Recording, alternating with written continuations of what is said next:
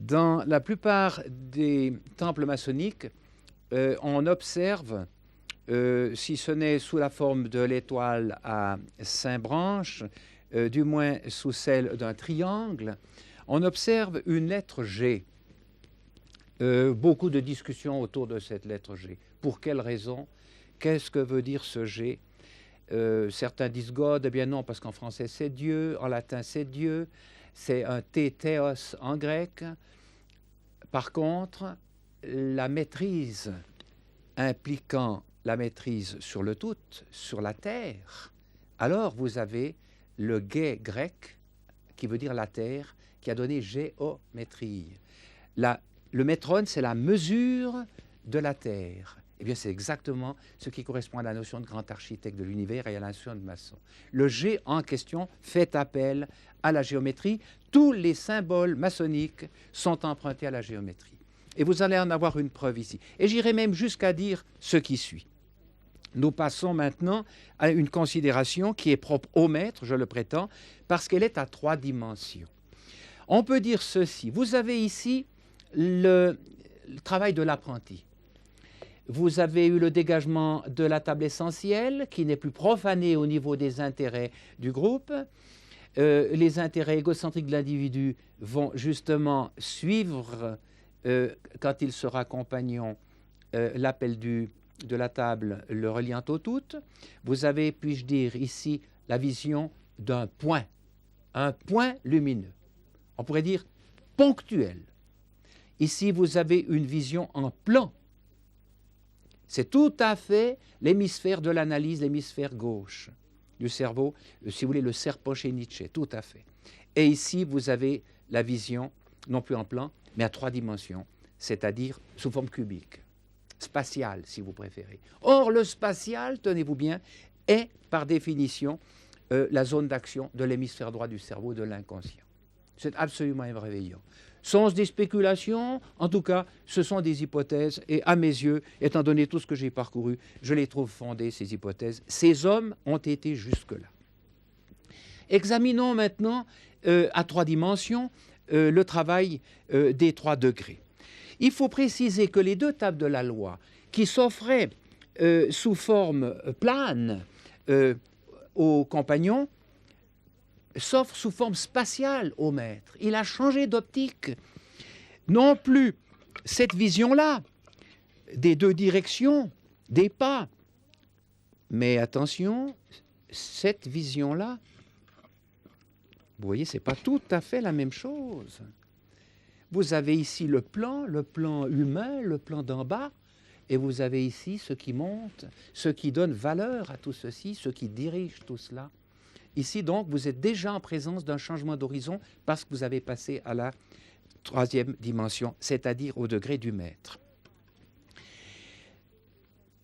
L'œuvre à accomplir, nous l'avons vu, c'est de tailler cette pierre en enlevant sa fausse base, qui est le sociocentrisme, les opinions des autres, qui l'amenaient à chanceler.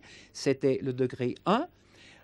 Ensuite, en taillant les faces, 2, 3, 4, 5.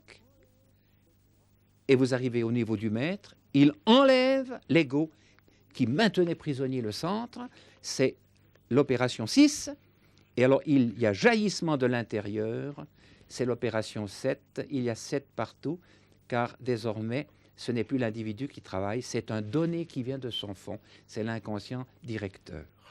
Eh bien, nous avons ceci réalisé sous nos yeux. Il y a maintenant 3 façons de représenter la chose. Car notre œuvre va être la suivante. C'est le vous ici, la table hémisphère droit, l'inconscient créateur, c'est le vous qui trouve.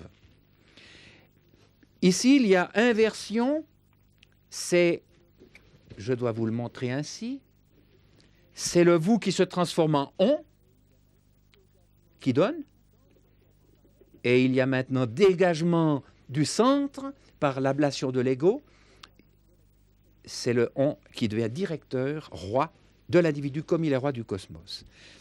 Ces 3 étapes représentent dans le temple les 3 portes suivantes. La colonne Ige ici qui est celle de l'apprenti, celle qui justement l'amène à se déconditionner quant à la base. La colonne B est celle, la force est en lui, de l'élévation des murs, qui est celle du compagnon, la taille de la pierre quant à ses côtés donc latéraux, proprement dit, et enfin, le « il vit dans le Fils », Makbenat en hébreu, c'est le dégagement de l'émanation, c'est-à-dire du centre directeur, qui devient proprement directeur. Il achève le temple en le rattachant au tout. Voici donc ce que nous avons à représenter. Or, cela, disons, joue sous cette forme-là. Vous avez un départ. Or, cette montée représente en quelque sorte un levain qui tire le reste en haut. Et voici que ce levain devient le « on » qui donne. Il n'est pas encore le directeur, mais il est déjà libéré de cette base. Il a cette base-là. Il a déjà le haut comme base. Et qu'est-ce que vous allez voir? Vous allez voir ceci. Et c'est ce qui se réalise là. La base nouvelle, la naissance d'esprit, comme disaient les Esséniens, est devenue la base définitive. Et alors voilà, c'est ici que surgit un problème. Comment faire pour expliquer ce dégagement? Vous aviez ce centre qui tout à coup fait ceci. Comment faire? Si vous permettez, je vais tourner cela. Cela vous rappellera ce que nous avons vu. Vous aviez ici l'équerre qui désigne le centre. Or, ce centre à 90 degrés, vous voyez, vu par le compagnon, car c'est l'emblème, le symbole du compagnon, c'est bien le plan à 2 dimensions.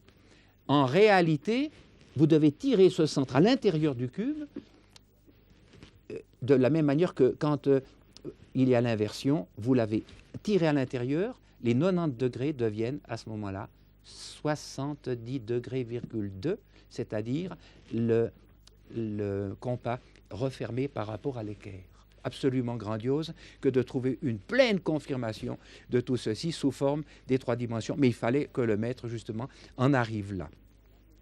Vous avez ici, chez les Esséniens, la notion de fils, d'émanation contenue dans l'homme, le centre créateur. Et maintenant que vous l'avez élevé au-dessus des intérêts de l'homme, eh bien, ce centre s'avère émanation du tout, c'est-à-dire fils de Dieu. Dans la symbolique maçonnique, vous aviez ceci, l'individu, en rouge ici, le conscient, il vit, plus exactement, le Fils ici vit en lui, et maintenant qu'il arrive à son accomplissement, c'est l'individu qui vit dans le Fils, qui a été pris en charge par l'élément le rattachant au tout. Or, vous le voyez, cette inversion ne correspond pas au phénomène. Il faut trouver autre chose. Eh bien, je pense que nous pouvons déjà faire un petit progrès en nous approchant de cette représentation-là, puis il y en a une troisième et dernière ici. Ici même, vous avez les faces qui sont taillées, le niveau donc du compagnon. Mais il y a l'ego ici. L'ego qui empêche le centre, fils du cosmos, de prendre, disons, sa dimension, de s'asseoir sur son trône. Il faut que l'intrus soit jeté dehors, qu'il soit tué, que soit tué celui qui nous tuait, celui qui détruisait la puissance même de relation, d'information avec le cosmos. Et maintenant, dans cette situation-là, alors, le maître est pleinement devenu maître, selon l'étymologie du terme. Il est roi du cosmos, il est au degré 7, il est au repos parfait. Ici, il demandait, on lui donnait. Maintenant, il n'y a plus de distance entre la demande et la réception. Il est à la fois émetteur-récepteur, il fait partie du tout, il n'est plus un étranger distant à l'égard du tout. Il est au cœur du tout, donc, comme le dit l'expression maçonnique, il vit dans le Fils du cosmos. Mais cette manière de représenter les choses ne correspond pas à notre inversion telle que nous l'avons vue ici.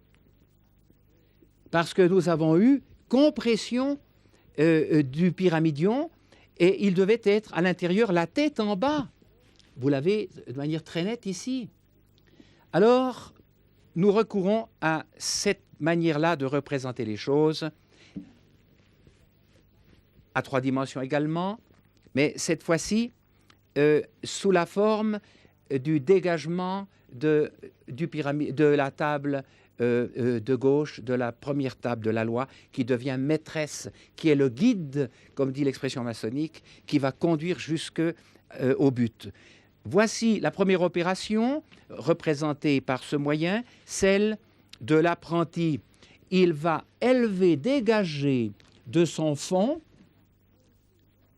le fameux guide, l'inconscient directeur. C'est son point, une vision, j'ai dit ponctuelle, son point lumineux, un vous qui commence à trouver, qui se manifeste. Et alors voilà comment nous pouvons le représenter. Il y a tout à coup, vous avez l'individu qui est ici, son psychisme qui est là, absolument plat, plan, n'est-ce pas, le plan de la mort. Et voici la vie qui tout à coup s'en dégage. Le vous s'affirme en lui, la puissance qui va lui permettre de trouver, puis de recevoir et enfin de régner sur l'univers. Voici établi le niveau de l'apprenti, son œuvre, son travail. Qu'a-t-il fait? Il a déjà déconditionné son fond pour permettre à l'élément essentiel de ce fond de prendre la direction montante. Nous passons à la seconde opération qui est celle du compagnon. Et alors, c'est ici que vous verrez la différence avec les modèles précédents. Le compagnon qui va voir l'élément fils, guide, tirer à lui l'inconscient, qui tire à lui le conscient et qui le déconditionne par rapport au moi et au plan d'en bas. Maintenant, c'est l'œuvre du compagnon. Que va-t-il faire? Il va se soumettre aux directives de ce guide. Il va tailler les murs, des murs de protection. Et voici cette taille telle qu'on peut la représenter. Voici ces murs qui s'élèvent. Remarquez que lui ne bouge pas. Il reste à son niveau. Et nous avons là représenté de manière très caractéristique le cube avec son centre qui n'a pas bougé. C'est l'œuvre du compagnon de préservation de l'intérieur. Et maintenant qu'il n'est plus attaquable, il y a simplement la puissance du moi qui encore empêche la réalisation totale. Eh bien, cette puissance va être jetée dehors et le Fils, c'est lui qui, en montant, la jette dehors. C'est au fond le besoin de voir clair, l'objectivité doublée de la possibilité du jaillissement intérieur, la source bouillonnante, jaillissante, qui a pour effet de jeter le moi dehors. Et c'est l'œuvre du Maître. Et voici le Fils qui, cette fois-ci, arrive au niveau définitif, qui est le niveau du temple achevé, le temple que vous avez représenté ici, les 3 degrés sont là, le temple achevé sous la forme du tabernacle, avec son pyramidion qui était intérieur, qui s'est réalisé comme fils du cosmos. Et vous voyez maintenant, vous avez l'inversion. Les côtés qui représentaient ici, les côtés montants, s'avèrent ici descendants. Il vient d'en haut et l'individu en question vit en lui. Il vit dans le Fils. Je conclurai en disant simplement ceci, pour que vous ayez encore cet élément. Dans certains rituels maçonniques, vous avez un symbolisme un peu plus poussé, et pourquoi pas, notamment celui-ci. Voici notre temple, mettons ceci là-dessus, je l'enlèverai tout à l'heure. Colonne Ige, c'est-à-dire pose du fond par l'apprenti. Colonne B, la force est en lui, les murs qui s'élèvent, donc sous forme de taille, d'ablation des côtés par le compagnon. Et ensuite, l'explosion du centre qui devient directeur ici. Il vit, Macbeth, il vit dans le Fils. Or, l'œuvre Ige, la pose du fond, correspond au dégagement du guide. Il était souillé, profané au niveau de celui qui était dans les ténèbres. Et maintenant, il a fallu le laver. C'est l'œuvre de Jean-Baptiste. C'est pourquoi Jean-Baptiste est le patron des francs-maçons, particulièrement des apprentis. Mais c'est le départ. Ici, vous avez le déconditionnement, la purification par l'eau. Une fois cette purification opérée, vous arrivez à l'objectivité, et l'objectivité a toujours été considérée comme le feu qui détruit tout ce qui est faux. Le feu qui ne s'éteint point, dans lequel ce qui est jeté est dévoré, comme des vers qui ne meurent point, lit-on dans l'évangile de Marc. Des vers qui ne meurent point, le feu qui dévore. Et ce feu, ici, commence à s'avérer lumière, il va s'avérer pleine lumière sous la forme du Fils qui est là. Si bien que vous avez représenté ici la purification par l'eau, la purification par le feu et la purification par l'air, le pneuma, qui a donné justement le mot esprit. Voici donc ce symbolisme sur lequel je voulais simplement encore attirer votre attention. Un point mérite tout de même d'être encore signalé avant de nous séparer, c'est la notion de fraternité. Les francs-maçons se déclarent frères les uns des autres. Et non pas du tout parce que, contrairement à ce que certains pensent, ils aimeraient être frères, comme les chrétiens aimeraient être frères. J'ai entendu dire que dans le cadre du temple, ils sont tous frères, mais déjà quand ils sortent sur le seuil du temple, ils ne sont plus que cousins, et puis dans la rue, ils ne se connaissent plus. Eh bien non, les francs-maçons n'obéissent pas à des considérations de ce genre. Ils sont frères, pourquoi ? Parce que l'inconscient qui les habite est le même en tous, par définition. Puisqu'il est indépendant, cet inconscient de leurs intérêts, eh bien il est le même en tous. Ici, vous avez représenté, disons, 3 maîtres, les 3 avec leur pyramidion élevé.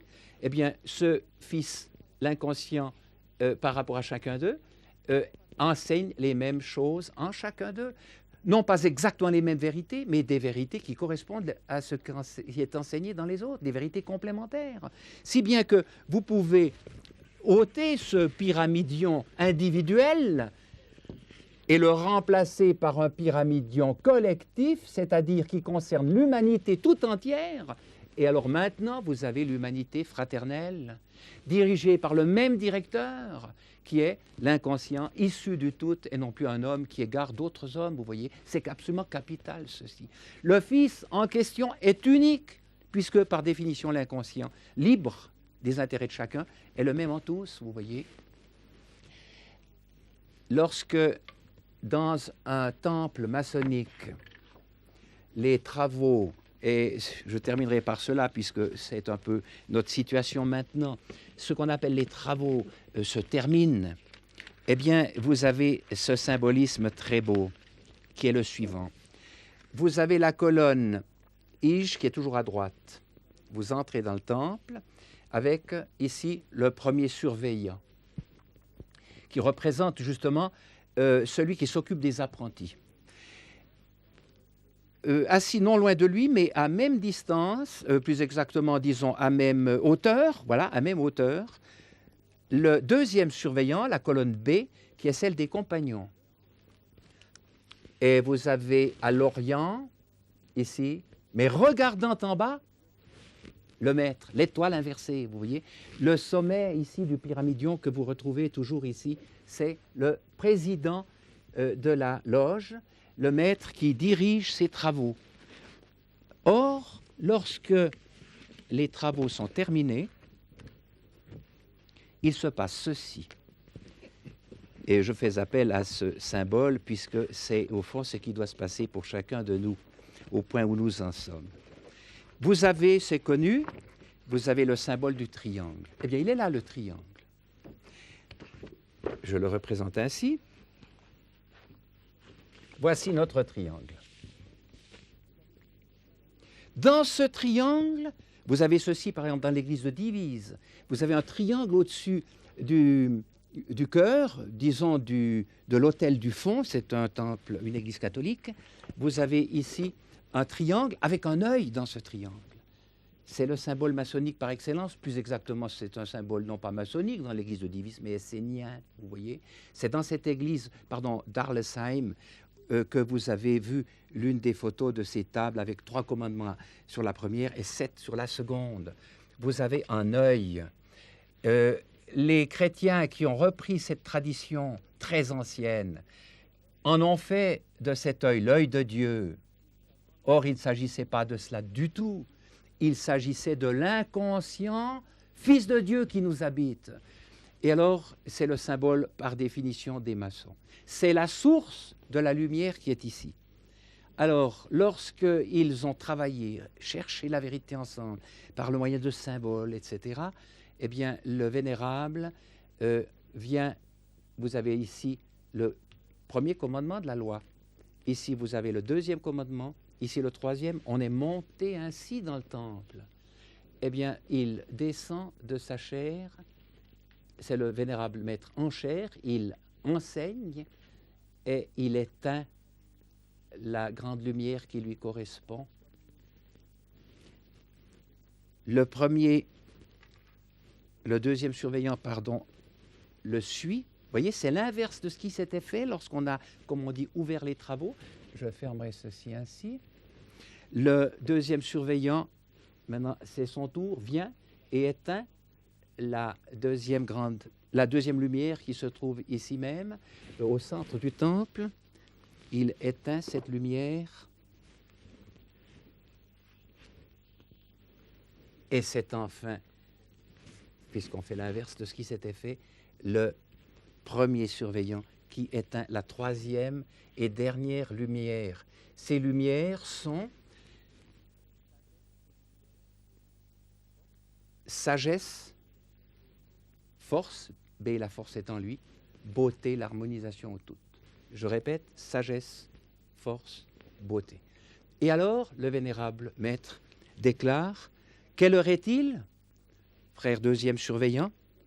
Celui-ci répond: Vénérable Maître, il est minuit plein. On a éteint les lumières, les travaux sont terminés, la nuit est revenue. Eh bien, cette nuit-là, elle est simplement une nuit de repos en attendant la reprise de la recherche de la vérité. J'aimerais, au fond, être parvenu avec vous à cette situation, que nous puissions dire, oui, il est minuit plein, mais nous allons ouvrir ceci dès que des forces nouvelles nous seront redonnées.